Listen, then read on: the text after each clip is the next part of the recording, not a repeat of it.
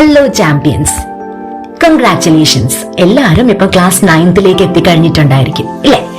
But എനിക്കറിയാം, പുറമെ ചിരിച്ച് നടക്കുവാണെങ്കിലും ഉള്ളിൻ്റെ ഉള്ളൊരു ചെറിയ പേടി ഉണ്ടാകും, എനിക്കിത് പറ്റുമോ എന്നൊക്കെ. സീനിയേഴ്സ് ഒക്കെ പറയും ക്ലാസ് 9 ഭയങ്കര ടഫാണ്, ഫിസിക്സിൽ മാർക്ക് കിട്ടില്ല, സിലബസ് തൊട്ടാൽ തീരില്ല എന്നൊക്കെ. പക്ഷേ എനിക്ക് പറയാനുള്ള കാര്യം, ക്ലാസ് 9th കുട്ടികൾ എപ്പോഴും വരുത്തുന്ന 5 കോമൺ മിസ്റ്റേക്സ് ഉണ്ട്. ഇത് മാത്രം ശ്രദ്ധിച്ചാൽ ഈ അക്കാഡമിക് ഇയർ നിങ്ങളുടേതാക്കി മാറ്റാം. സോ ആ മിസ്റ്റേക്സ് ഏതൊക്കെയാണെന്ന് നോക്കിയാലോ? Let's begin. പേടിച്ചുകൊണ്ട് ഒരിക്കലും പഠിക്കാൻ ഇരിക്കരുത്. എനിക്ക് ഫിസിക്സ് പറ്റില്ല എന്ന് നിങ്ങൾ തീരുമാനിച്ചു കഴിഞ്ഞാൽ പിന്നെ നിങ്ങളുടെ ബ്രെയിൻ ലിറ്ററലായി ഷട്ട് ഡൗൺ ആകും. പുതിയ ചാപ്റ്റർ പഠിക്കാൻ ഇരിക്കുമ്പോൾ ബ്രെയിൻ ഓട്ടോമാറ്റിക്കലി പറയും, ഞാൻ അപ്പോഴേ പറഞ്ഞില്ലേ ഫിസിക്സ് ടഫാണ് എന്നൊക്കെ. ഇതൊരു സൈക്കോളജിക്കൽ മൂവാണ്. നിങ്ങൾ എന്താണോ വിശ്വസിക്കുന്നത് അതായിരിക്കും നടക്കുക. സോ എപ്പോഴും പോസിറ്റീവായിട്ട് വിചാരിക്കുക. ഇന്ന് തന്നെ പറയാ ക്ലാസ് 9th ഈസ് ഈസി, എന്നെ കൊണ്ട് നല്ല മാർക്സ് സ്കോർ ചെയ്യാൻ പറ്റുമെന്ന്. ഇപ്പോൾ തന്നെ കമന്റ് ബോക്സിൽ ടൈപ്പ് ചെയ്യുക, yes I will conquer class 9th എന്ന്. നമ്മളൊരു പെർട്ടിക്കുലർ സബ്ജക്ട് പഠിക്കാനിരിക്കുമ്പോൾ അതിന് വേണ്ടിയിട്ട് ഒരുപാടധികം റെഫറൻസ് മെറ്റീരിയൽസ് ഉണ്ടാകും, 2-3 ക്വസ്റ്റ്യൻ ബാങ്ക്സ് കളക്ട് ചെയ്യും, പിന്നെ ഒരു ഗൈഡ് കാണും. ബട്ട് അവസാനം എന്തായിരിക്കും റിസൾട്ട്? ഇതിലൊരു ബുക്ക് പോലും നമ്മൾ മര്യാദയ്ക്ക് പഠിക്കില്ല. ഇതിനെ അനാലിസിസ് പാരലൈസിസ് എന്നും പറയും. ഇതിന് പകരം NCERT അല്ലെങ്കിൽ SCERT ടെക്സ്റ്റ് ബുക്ക് ആയിരിക്കണം നിങ്ങളുടെ best friend, specially science. Because ബുക്കിലുള്ള ഓരോ ഡയഗ്രാമും ഓരോ ലൈനും ഓരോ എക്സാമ്പിൾ ഓരോ ആക്ടിവിറ്റീസിൽ നിന്നുമായിരിക്കും ക്വസ്റ്റ്യൻസ് വരുന്നത്. അതുകൊണ്ട് തന്നെ നിങ്ങളുടെ NCERT or SCERT text book thorough ആയിട്ട് പഠിക്കുക. അതിലുള്ള ബേസിക്സ് എല്ലാം ക്ലിയർ ചെയ്യുക. ഇത് നമ്മൾ എല്ലാവരും ചെയ്യുന്ന ഒരു കോമൺ മിസ്റ്റേക്ക് ആണ്.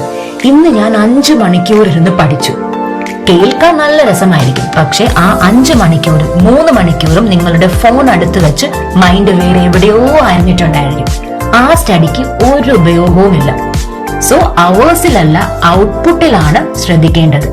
ഇന്ന് ഞാൻ 2 മണിക്കൂർ പഠിക്കും എന്ന് പറയുന്നതിന് പകരം ഇന്ന് ഞാൻ പ്ലാന്റ് സെല്ലിന്റെ ഡയഗ്രാം വരച്ച് പഠിക്കും, അതിന്റെ ഫങ്ഷൻസ് എല്ലാം മനസ്സിലാക്കും എന്ന് ടാർഗറ്റ് ചെയ്യുക. അത് പൂർത്തിയാക്കുമ്പോൾ കിട്ടുന്ന കോൺഫിഡൻസ് അത് വേറെ ലെവല് തന്നെയായിരിക്കും.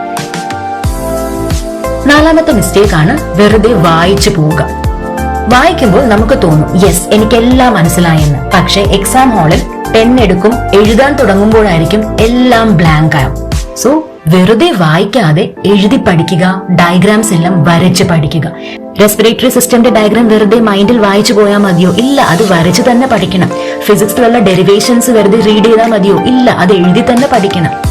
ഒരു ഹാൻഡ് റിട്ടൺ നോട്ട്സ് നോട്ട്ബുക്ക് തുടങ്ങിക്കോ നിങ്ങളുടെ ഹാൻഡ് റൈറ്റിംഗിൽ.